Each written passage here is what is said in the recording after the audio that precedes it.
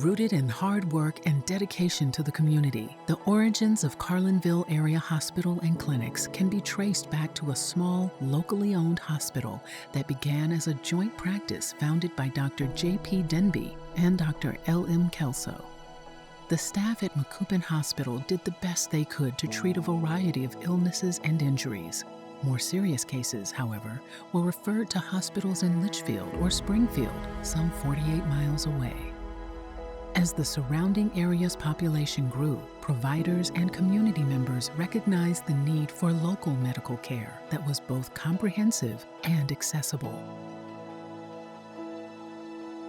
My memories are being involved with the old hospital that was on Morgan Street and was, like I said, built, I think, when I was about 12.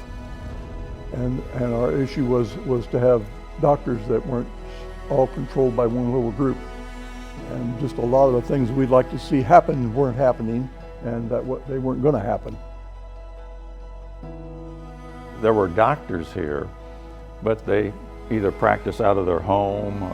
Several of them did, I know that.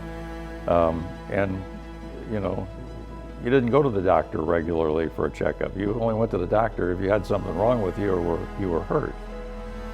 And so eventually, the brick building on the north side of the courthouse was the Macoupin Hospital.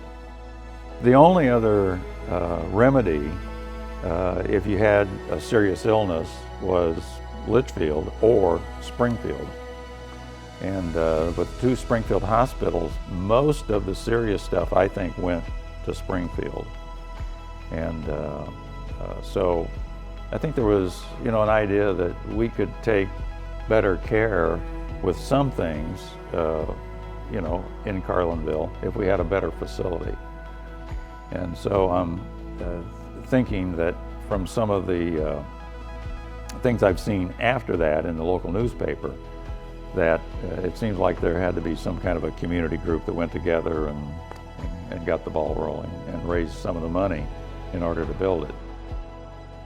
It served the people, and I think just from my knowledge of my family and things like that as a child, it was a place where operations could be performed, and we did deliver babies for a while. Yes, over the years, it was certainly very beneficial to the community.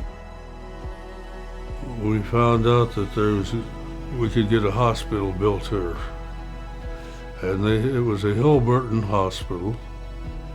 They put in for 60 bed hospital. The hospital was to be paid a third by the government, a third by the state, and we had to raise a third here in Carlinville.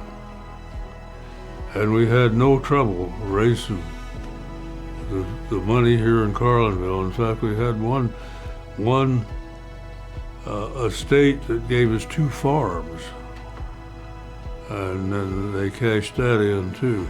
So when the hospital started, it was completely paid for.